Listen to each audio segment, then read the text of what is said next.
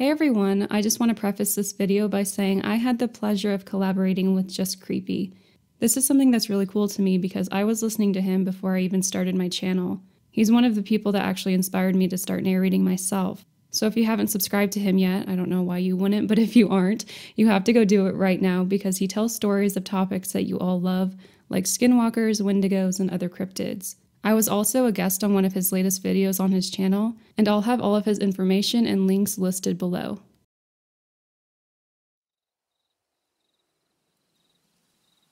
This story happened during my teenage years, at 15 or 16 years old. I lived in a small town of 2,000 people, mainly surrounded by boreal forest, in a region of Quebec, Canada. This place was great, as we often saw deer, and it was usually a quiet and safe place. To give a bit of context, my house was located at the end of a dead-end street, and the only light source at night was my house's. There was a single street light at the end of the road, but it only lit up part of the street and the forest behind it. We were a dog family. I only had small dogs when I lived there. Every day we needed to let them out to pee, as all dogs do, but at night they were almost impossible to see because of the darkness. Our terrain was kind of big, and the light sources were weak. I was a gamer at the time, and I was often up late, so I was the one who needed to take the dog out to pee at 2 a.m. because it stayed with me while I was playing. One night, I opened the door and waited for my dog to do his thing. While trying to look at it, I was only able to see the reflection of the light in its eyes when it looked at me. I started to look around, because there was sometimes deer sleeping in the woods under the streetlight, or wild turkeys roaming around, when a little dark spot caught my attention. It looked like a human head coming out of the bushes, but I wasn't able to see it because it was a bit in the dark. I don't want my dog to run after whatever it was. It had a tendency to run after wild animals, so I called to it. It didn't listen to me, but the thing in the bushes started to crawl towards the street, slowly. It looked like a human, with thin limbs and a normal body, and a slightly long neck. I started to freak out a bit and shook the treats cup so my dog would hurry. It came inside running and I shut the door as fast as I could. I turned off the lights in my house so I could have a view of what was outside. The strange animal crawled fast, almost running like a dog with every limb broken, as an improvised crawling movement. The animal passed under the light, where I saw it had no fur, like a shaved animal. It was disgusting. I was afraid and standing in the dark. The animal ran towards the light and continued on the street, where I wasn't able to see it because the houses in my neighborhood were surrounded by trees. I locked the door and went to sleep with my dog. I talked to nobody about it. A couple months later, I went to bed kinda early, 11 p.m., and went to watch some videos on my phone. They were gaming videos, and I had earphones on. A sound on the video was recurring, and I thought it was annoying, like a distant, weird scream. After a couple minutes, the video finished, and I went to see another. But during the loading, the sound occurred. I took my earphones off and waited for the sound. I heard it, and immediately had tears in my eyes. It was coming from my window. My room was at the second floor, so I looked down in the forest to see if there was some movement. The only light near the forest entrance was the moonlight and an underwater light in our pool that emitted a small halo around it. I wasn't able to see anything, but the sound occurred again. It was like a mix between a distorted scream and a pig having its throat slit, or a strong pain whining from a dog. I looked down and saw an animal that passed so fast that it was hard to really see, but I barely saw a human-sized animal with limbs crawling like a spider. It wasn't running after anything, but the sound occurred another time. It was the most horrible thing I ever heard. I closed my window to choke a bit by the sound of it. I heard it again 3 other times, and it stopped after that. I talked to my dad about the sound, and he told me it was probably a deer being attacked by a wild animal. I was so scared of it, I barely walked in the woods at night the 3 following years, before moving in a city to go at a university. Even to this day, I never heard of an animal like that, and it made me really doubt my mental health at the time, because I had PTSD from a dog attack mid-middle school, and I sometimes had light hallucinations when I gamed for too long, like a black shadow that disappears immediately, or things like that. There were barely any reports of wolves, coyotes, or bears in my area, and believe me, I made a lot of discoveries exploring the forest in this town.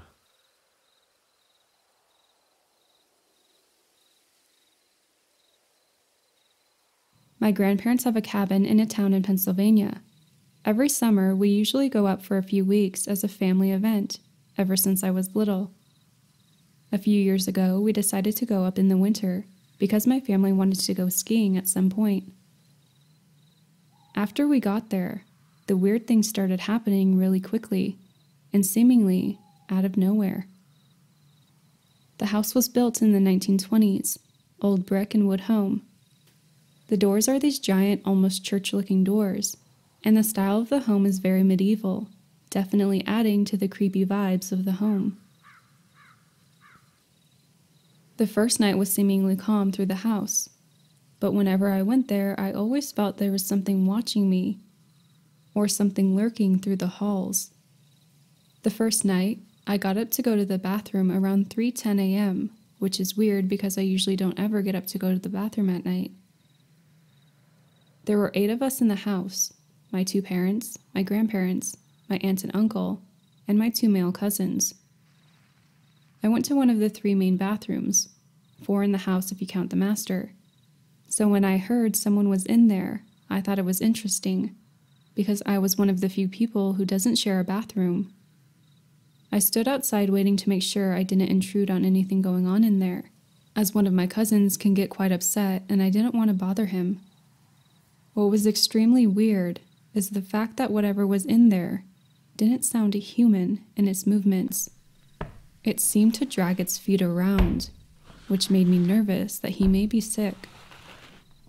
I called out his name a few times. "Drew, are you okay in there?" A few seconds later, he comes out of his bedroom and asks me why I'm making so much noise, tells me he's trying to sleep, and slams his door behind him. Before I could freak out, he had already shut the door and I was too scared to even yell back at him.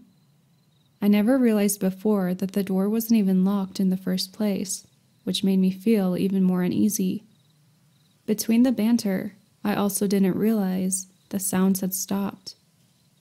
I still try to tell myself this was just my imagination going wild, but I'm not known for sleepwalking or having any type of sleep disorder. I decided to just open the door, brushing it off as my too vivid imagination. When I opened the door, it looked like nothing strange had happened in there, but when I was washing my hands, I realized the window was open, and I froze, thinking that someone had broken into the house, though this was on the 2nd story, with nothing to climb on, making it almost impossible to get up there.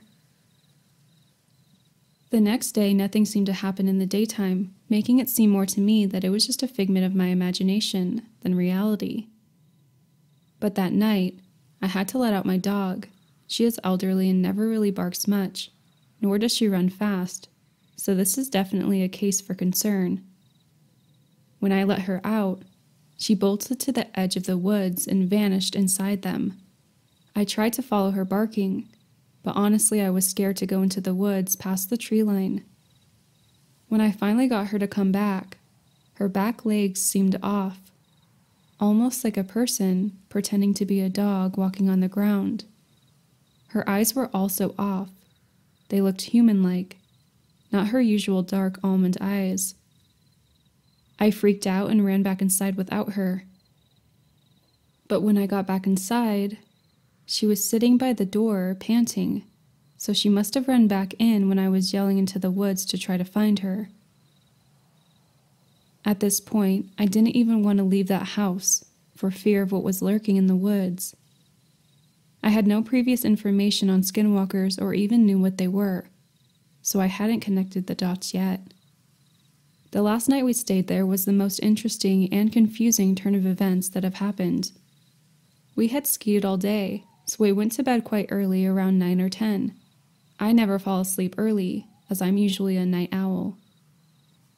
But I woke up around 12 a.m. to sounds of my cousin Drew yelling outside. I woke up in a fog and tried to quickly rush to the door and open it. I didn't even take into consideration that the door was still locked from the inside.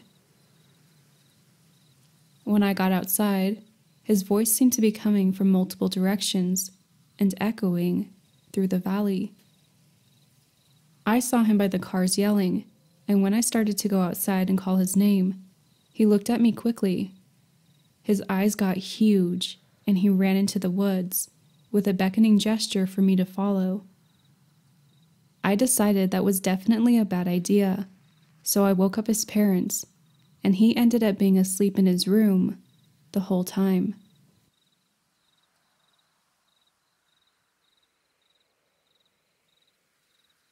My family was on vacation in a town 5 hours away from my hometown in Kansas. We were staying with my uncle and his family. We went up there because my father is a gym rat, and he was supporting his friend in a bodybuilding competition. My dad drove up to his friend's hotel alone because they were going to go out to drink and probably go to clubs. The rest of us were also super tired and already getting ready for bed. I was half asleep when my father left, so it was just me, my brother, and my mom. Anyway, flash forward like an hour or two. My dad had a little too much to drink and was drunk and unable to drive. My mom and uncle drove the 20 minutes across town to pick him up. They get to the bar and they get my dad in the car. My mom was kind of mad at this point.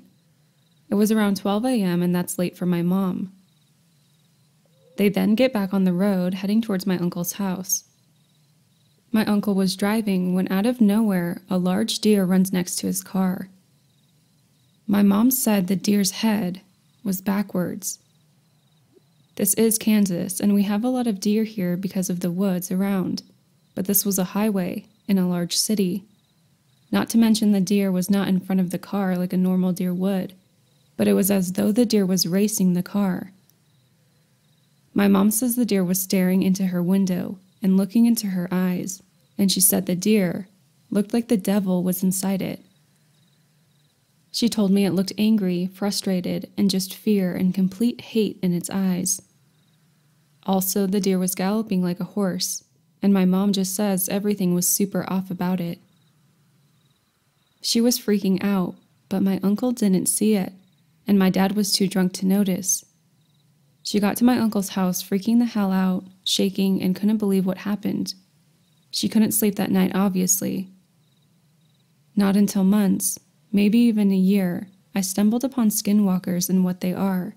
It terrified me, and then I realized that my mom had an experience with a skinwalker. When I told my mom about it, she got goosebumps. She knew what they were, but I connected the dots when I brought up the deer. This was a few nights ago, and I can't stop thinking about it. I just brought it up and she shivered at the experience. She says it makes her too scared to even think about.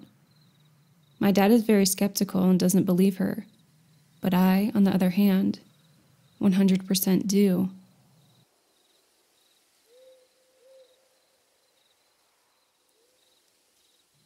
It was approximately 2 weeks ago, just before Halloween. Now let me start by saying I'm not an avid outdoorsman. I love hiking, and I've spent countless hours in my city's 16 square mile state park, nature reserve, whatever you want to call it. But I'm not a mountain man by any means. The park is home to several indigenous mammals, birds, fish, and reptiles, and is full of small ponds, thick brush, and even swampy marshes in spots. There are designated hiking and biking trails that sprawl the area, but there's also several wild areas that aren't very maintained or used. Being that I have an adventurous streak, and that I also hate being around groups of people, I often find myself in these less ventured or wild areas. Now, it's worth noting that I've never really felt uncomfortable in this park. It's kind of like my safe place. I go there to get away, decompress after work, or just be alone sometimes. It feels like a second home, in ways. Anyway, enough background information. I'm rambling. I had just pulled up to one of the less commonly fished ponds, Beaver Lake, and I intended to circle the far side, 3/4 mile away from my truck, on one of the hiking trails that goes right next to the tree line, and then into the tree line, and then push further back onto one of the old horse trails. Now, this horse trail in particular doesn't get used much anymore. I can't say why, for sure, but I've heard a myriad of different reasons from different people. The most logical explanation is that it just isn't as convenient to get to anymore, and it gets pretty marshy when it rains. I'd be able to follow the normal hiking trail for the first 3/4 mile, but I'd have to fork left off onto the trail once I went into the tree line. The gate to the Old Horse Trail was about 500 yards to my 9 o'clock from there, just through an overgrown thicket and up a slight hill. I made my way over the 4-foot gate and started exploring. I had about an hour and a half before sunset, and I have a strict, fuck the woods at night, policy, so I was watching the time.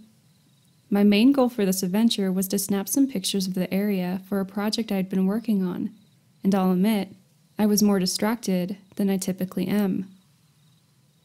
Anyway, close to an hour passed. I had gotten some good shots, and I figured now was the time for my egress. It'd take me close to 30 minutes to get back to my truck, and I wasn't keen on getting stuck in an unfamiliar area at night. I sat my backpack down on a stump, dropped to one knee, and started packing and organizing my stuff. I'm not sure what the catalyst was, but I suddenly felt this terrible sense of dread.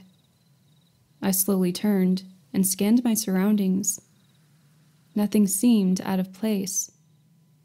I stood up and grabbed my bag. When I took a step forward, a leaf crunched under my boot, and I realized that everything was dead silent. Now, as I said above, I'm not an avid outdoorsman by any means, but I know well enough that silence like this is an indication that a predator is nearby. You need to quickly and calmly make your way out of the area and stay vigilant.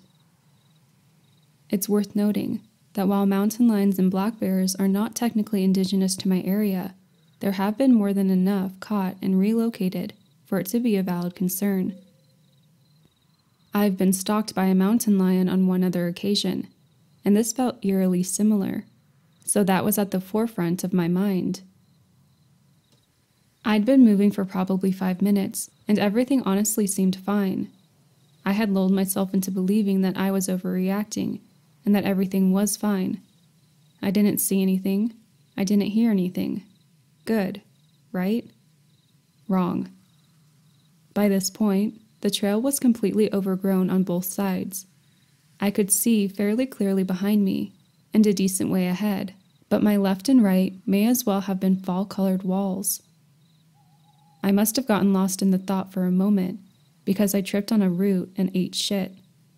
As I was picking myself up, I started hearing a soft, cooing or chittering off to my right. It sounded like a mix of a dove and the predator. It would start with a coo or yelp and end with this weird chittering sound.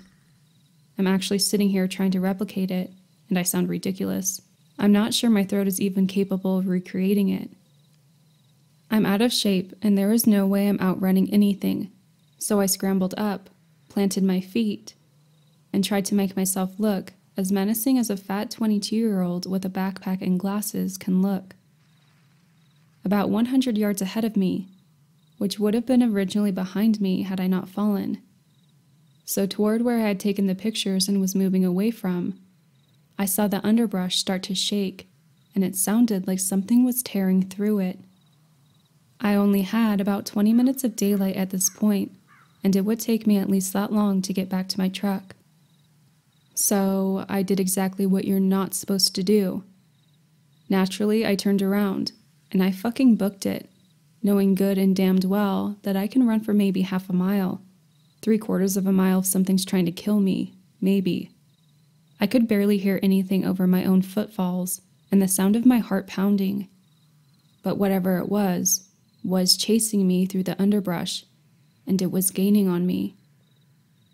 It may have been 15 yards behind me at this point, and I still had a ways to go. I don't know if fear kept me going or what, but I reached deeper and just kept running. My breathing got shallow, my vision started blurring, and I was honestly about to collapse when I saw the gate to the horse trail about 300 yards ahead of me. This thing is right on top of me now, and as soon as I came within arm's reach of the gate, I planted my foot on the bottom rung and launched myself over it. My landing was not graceful. I landed on my right shoulder and tumbled several yards down the hill and into a puddle of muck. I wasn't thinking straight now, and I stood up, shakily, and started making my way towards the tree line and pond. I knew what direction to go, and I didn't even bother finding the hiking trail. I just crashed through the brush and overgrowth like some kind of barbarian. I didn't care about the cuts and scrapes, or the massive amounts of noise I was making. My only thought was to get out. The chittering noises had stopped, but I still heard something moving in the brush at the top of the hill. It wasn't trying to be quiet anymore either. I finally broke through the tree line and could see my truck parked across the pond at the top of the hill. I took a deep breath and started slowly walking away from the tree line. The ominous feeling lifted, and I started making my way up the trail alongside the tree line. I was able to catch my breath for about 15 seconds, until I heard that god-awful cooing and chittering behind me again. I turned to look back at the tree line behind me. So at this point, there's a trail leading into the tree line in front of me, tree line to my right, water to my left, and trail leading alongside the tree line and around the pond to the cars behind me. The underbrush at the tree line ahead of me started to shake, and fear took over. I'm thankful that my bag is waterproof and that my phone is water resistant because I jumped in the pond and I swam across. I've never really told this story to anyone in my personal life. They'd probably think I'm crazy, and I doubt they'd ever consider me credible, especially given my interest in Bigfoot and other cryptids. I don't know what was stalking me that day. I know I wound up cold, wet, and a bit shaken up. I also know I've not been able to go back to that part of the park, and I can't come up with a good explanation. Beaver Lake is off limits to me for a while.